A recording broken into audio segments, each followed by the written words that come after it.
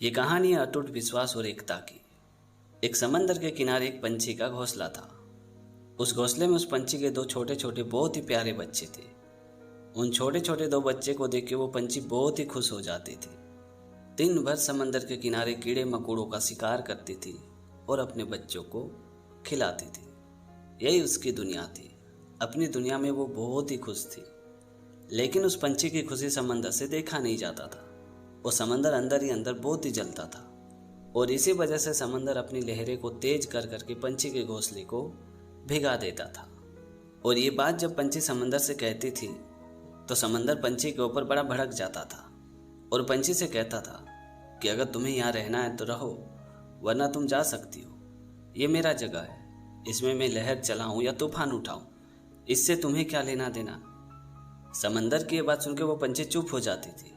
उसे पता था कि समंदर हमसे बहुत ही ताकतवर है। अगर मैं इसके साथ बहस करूंगी या झगड़ा करूंगी तो वाकई में ये मेरे घोंसले को डुबा देगा।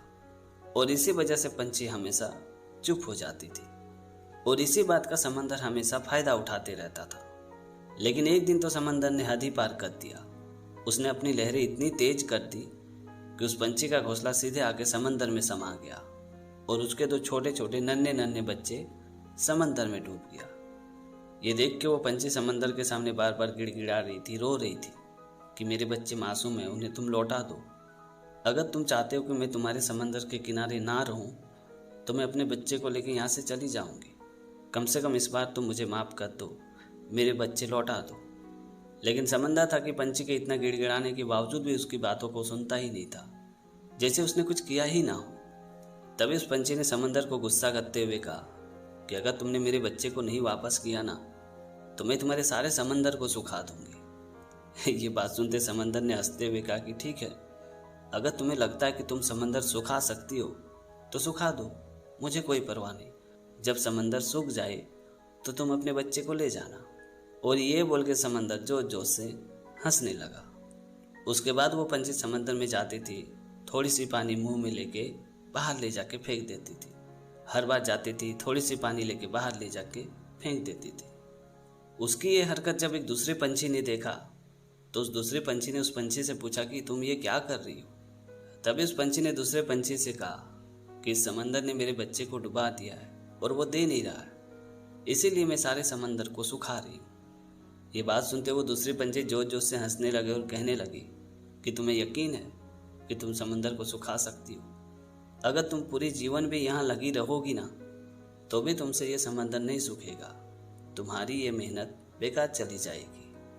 ये बात सुनते उस पंछी ने दूसरे पंछी से कहा कि देखो भाई, देना है तो साथ दो, मुझे सलाह नहीं चाहिए। उस पंछी की जब ये बात दूसरे पंछी ने सुनी कि देना है तो साथ दो, सलाह नहीं चाहिए, तो वो भी समंदर सुखाने में लग गई। उसके बाद वहाँ पे एक एक करके बहुत सारे पंछी आए और यही पूछते थे कि ये तुम लोग क्या कर रहे हो।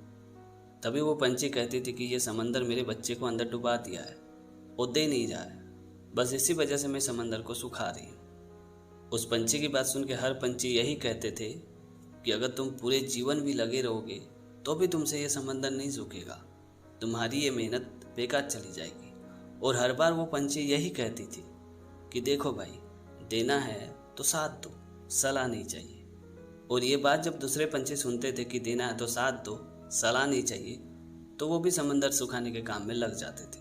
और ऐसे करते करते लाखों पंछियां वहाँ आए और समंदर को सुखाने में जुट गए। उन पंछियों का लगन और एकता देख के पंछियों का राजा गरुड़ भी उन लोगों का साथ देने के लिए आने लगे। तभी भगवान विष्णु ने गरुड़ से पूछा कि तुम कहाँ जा रही हो। तभी गरुड़ ने कहा कि आप देख नहीं रही हो, सारी पंछियां समंदर सुखाने में लग गई, मुझे भी जाना पड़ेगा। तभी भगवान विष्णु ने गरुड़ से कहा कि अगर तुम समंदर सुखाने में चली जाओगी तो मेरा काम कैसे चलेगा, मैं यहाँ वहाँ आना जाना कैसे करूँगा। और वैसे भी तुम पंछियों से ये समंदर कहाँ सूखने वाला है, तुम लोगों की मेहनत तो बेकार ही जाने वाली है।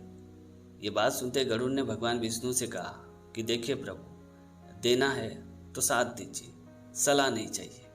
और ये बोल के गरुड़ समंदर की ओर निकल पड़ी। तभी भगवान विष्णु भी गरुड़ के पीछे पीछे समंदर में पहुंच गए। भगवान विष्णु को वहां देख के समंदर पूरी तरह से डर गया। तभी भगवान विष्णु ने समंदर से कहा कि तुम इस बच्चे के बच्चे को लौटा दो। नहीं तो मैं तुम्हारे सारे पानी को सुखा दूंगा। भगवान विष्णु की ये बात सुनते समंदर मन ही मन सोचने लगा कि अगर मैं इस पंछी के बच्चे को ना लौटाऊं तो भगवान विष्णु तो एक पल में मेरे सारे के सारे समंदर को सुखा देंगे। और इसी वजह से समंदर ने उस पंछी के बच्चे को लौटा दिया। उसके बाद उस पंछी ने अपने बच्चे को लिया और खुशी खुशी वहाँ से चली गई। उसके बाद विष्णु भगवान समेत सारे पंछी अपने अपने ठिकाने में वापस चले गए। इसीलिए कहते हैं कि अकेले तो हम अपनी परछाई से भी डर जाते हैं, साथ मिले अगर किसी का तो हम दुनिया को भी जीत जाते हैं। तो दोस्तों, छोटी सी कहानी में ये सिखाती कि यूनिटी यानी एकता में इतनी ताकत है कि आप असंभव को भी संभव में बदल सकते हैं। ये कहानी आत्मनिर्भरता की बहुत समय पहले की बात है। एक राज्य के समीप एक सन्यासी जी रहते थे। सन्यासी बड़ा ज्ञानी थे। उनकी बुद्धिमती की चर्चा दूर दूर तक फैली हुई थी। एक दिन एक औरत सन्यासी जी के पास पहुंची और कहने लगी, बाबा, मेरा पति मुझे पहले बहुत ही प्रेम करता था, लेकिन वो जब से युद्ध से लौटा है, प्रेम तो छोड़ो, ठीक से बात तक नहीं करता। ये बात सुनते सन्यासी जी ने उस औरत की ओर बड़े विनम्र होकर देख के कहने लगे कि युद्ध लोगों के साथ ऐसा ही करता है, पता नहीं फिर भी लोग युद्ध क्यों करते हैं। तभी उस औरत ने सन्यासी जी से कहा कि सन्यासी जी, मैंने सुना कि आप लोगों को जड़ी बूटी देते हो, उस जड़ी बूटी से लोगों में फिर से प्रेम उत्पन्न हो जाती है। अगर ऐसा है तो आप मुझे वो जड़ी बूटी दीजिए। मैं आपसे हाथ जोड़ के विनती करता हूँ, मैं अपने पति का प्रेम दोबारा पाना चाहती हूँ। और ये बोल के वो औरत संत जी के सामने जोर जोर से फूट फूट के रोने लगी। तभी संत जी ने थोड़ा सोचते हुए कहा कि देवी जी, मैं वो जड़ी बूटी तुम्हें अवश्य दूंगा, लेकिन उस जड़ी बूटी को बनाने के लिए मुझे एक चीज़ की आवश्यकता है जो मेरे पास नहीं है, वो तुम्हें लाना पड़ेगा। तभी उस औरत ने बड़ी उम्मीद के साथ बोली कि बताइए सन्यासी जी, आपको क्या चाहिए? वो चीज़ मैं आपको हर हाल में हर कीमत में ला के दूंगी, बस आप उसका मुझे नाम बता दीजिए।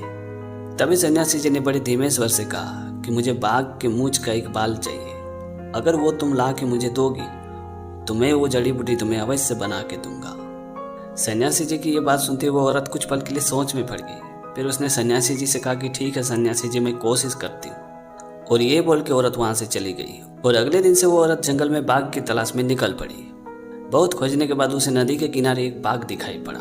जब वो औरत बाघ के सामने गई तो बाघ ने उस औरत को देख के दहाड़ा। बाघ के दहाड़ने से वो औरत बहुत ही डर गई। फिर वो डर के वापस अपने घर पे आ गई। फिर अगले दिन वो औरत नदी के किनारे जाती थी और बाघ के नज़दीक आने की कोशिश करती थी। फिर वो बाघ उस औरत को देख के दहाड़ता था। फिर वो औरत डर के वापस अपने घर पे आती थी। और ये सिलसिला कई दिनों तक चलता रहा। और महीना बीतते बीतते बाघ को उस महिला के आसपास होने की आदत पड़ गई। और अब वो बाघ उस महिला को देख के बिल्कुल नॉर्मल ही रहता था। बाघ को उस महिला की मौजूदगी से अब कोई फर्क नहीं पड़ता था। अब वो महिला बाघ के लिए मांस लाती थी और बाघ उसे बड़े चाव से खाता भी था। दोनों में धीरे धीरे दोस्ती बढ़ गई। अब वो औरत बाघ को छूती थी, उसके पीठ को थपथपाती थी। और देखते देखते आखिरकार वो दिन भी आ गया जब उसने हिम्मत करके बाघ की मूंछ की एक बाल निकाल ली। फिर उसने बिना देरी किए सन्यासी जी के पास पहुंची और बोली, बाबा मैं वो बाल लेके आ गई। तभी सन्यासी जी ने उस बाल को लिया और जलते हुए आग में फेंक दिया। ये देखकर महिला ने हैरान होकर बोली कि बाबा आपने ये क्या कर दिया? आप शायद नहीं जानते हो कि इस बाल को लाने के लिए मैंने कितनी कोशिश की, कितनी मुश्किलों का सामना करना पड़ा और तब जाके ये बाल मुझे मिली और आपने इसे एक पल में जला दिया। अब मेरी जड़ी बूटी कैसे बनेगी? और ये बोल के वो महिला जोर जोर से फूट फूट के रोने लगी। तभी सन्यासी जी ने उसे समझाया कि अब तुम्हें किसी जड़ी बूटी की जरूरत बिल्कुल नहीं है। जरा सोचो, तुमने बाघ को किस तरह अपने बस में किया। जब एक खतरनाक पशु को धैर्य और प्रेम से जीता जा सकता है तो भला इंसान क्या चीज़ है। जिस तरह तुमने बाघ को अपना मित्र बना लिया, उसी तरह अपने पति के अंदर भी प्रेम भाव जागृत करने की कोशिश करो, तुम्हें सफलता जरूर मिलेगी। महिला सन्यासी जी की बात को समझ चुकी थी। अब उसे जड़ी बूटी की कोई जरूरत नहीं थी।